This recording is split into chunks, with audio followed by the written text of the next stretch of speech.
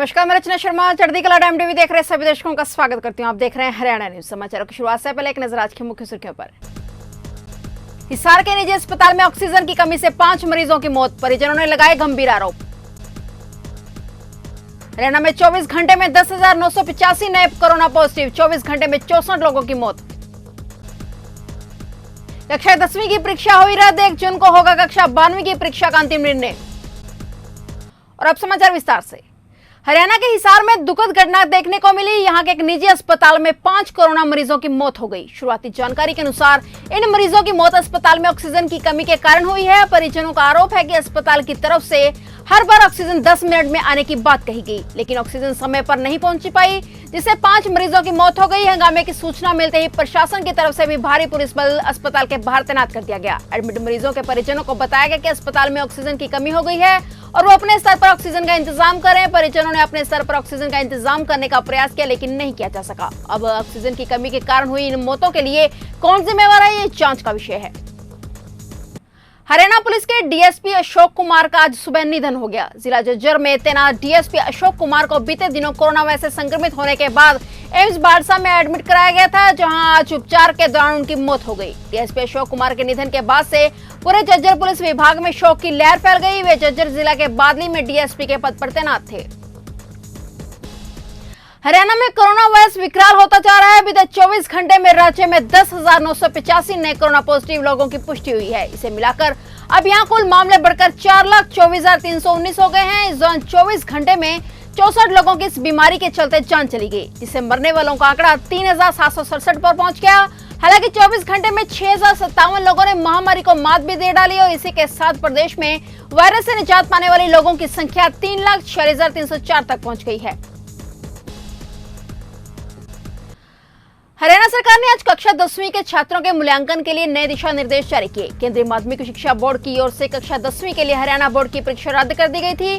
कक्षा 12वीं के लिए परीक्षा 1 जून को स्थिति का आंकलन करने के बाद आयोजित की जाएगी। Board of school education Haryana ने आज उस पर फैसला किया। नई अधिसूचना में board school of education Haryana में स्कूलों को केंद्रीय बोर्ड की तरफ मूल्यांकन प्रक्रिया को अपनाने और कक्षा 10वीं के छात्रों का परिणाम तैयार करने के निर्देश दिए गए हैं। देश भर में कोविड-19 के प्रकोप की वजह से बिगड़ती स्थिति के कारण यह निर्णय लिया गया है और छात्रों का मूल्यांकन आंतरिक असाइनमेंट और ऑनलाइन परियोजनाओं में प्राप्त अंकों के आधार पर किया जाएगा।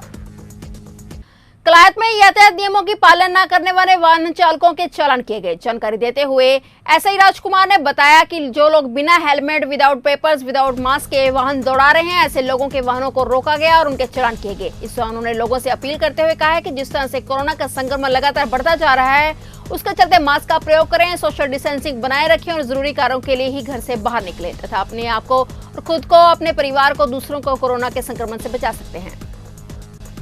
सर, जो आज आप पे चलान कर रहे हैं, किस चीज़ के कर रहे हैं? ये मोटर व्हीकल एक्ट के तहत कर रहे हैं। विदाउट हेलमेट,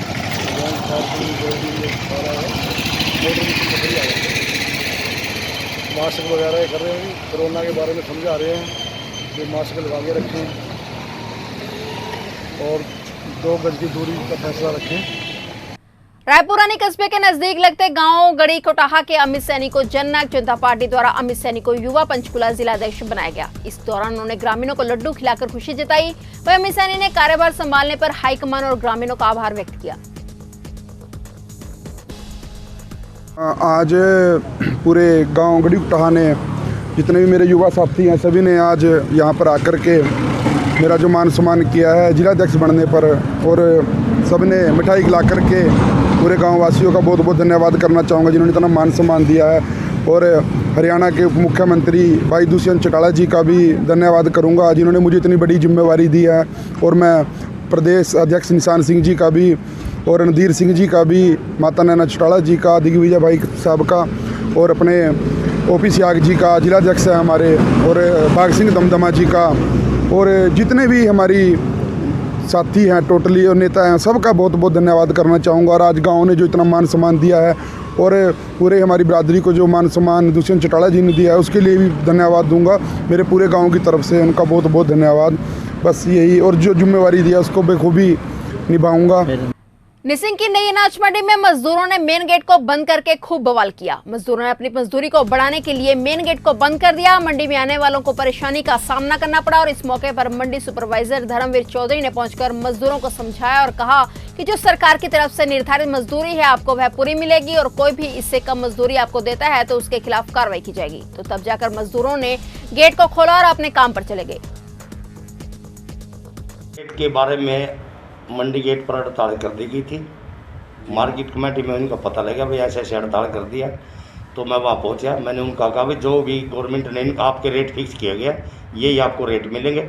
इस बात को समझने के बाद वो अपने काम पे लौट गए हैं। जो उनका मंडी का और प्रधान का आपस में छोटा मोटा आपसी बात थी उन्हें बैठकर उनका सोल्यूशन कर दिया गया और इनसे अपील की गई भी कोरोना महामारी को मद्देनजर रखते हुए दूरी बना के रखें। जी।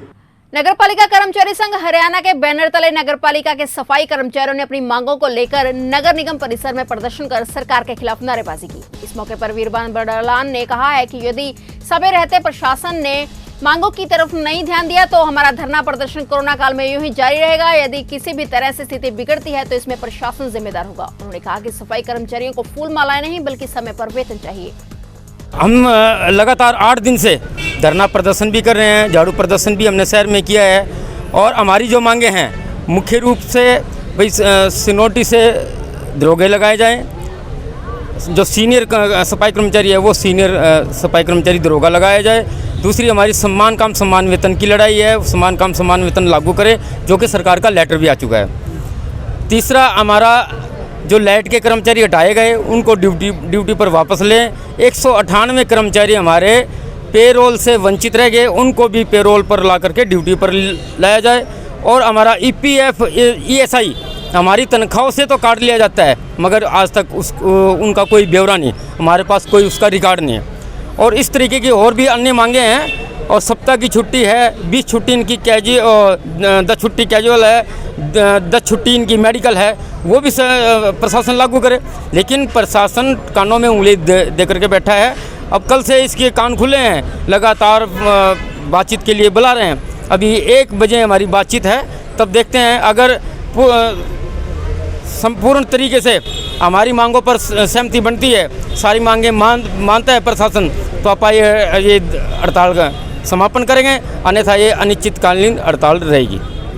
नगर निगम कार्यालय परिसर में नगर निगम द्वारा लगाए गए प्रॉपर्टी टैक्स सर्वे और आपत्ति कर सुधार शिविर में कोरोना काल के नियमों की सरेआम धज्जियां उड़ाई जा रही हैं। सब निगम अधिकारियों की नाक के तले यह चल रहा है। ना तो सर्वे टीम के कर्मचारियों द्वारा सोशल डिस्टेंसिंग की पालना की जा रही है और न ही मास्क का प्रयोग सही तरीके से किया जा रहा है। करनाल में प्रतिदिन कोरोना के सैकड़ों मामले सामने आ रहे हैं। मौत का आंकड़ा भी बढ़ता जा रहा है, लेकिन यहाँ पर अधिकारी और जनता कोरोना के बढ़ते संक्रमण को लेकर गंभीर नहीं है। फिलहाल हरियाणा न्यूज में इतना ही। तब तक के लिए देखते रहिए चढ़ती कला टाइम टीवी और मुझे दीजिए इजाजत। धन्यवाद।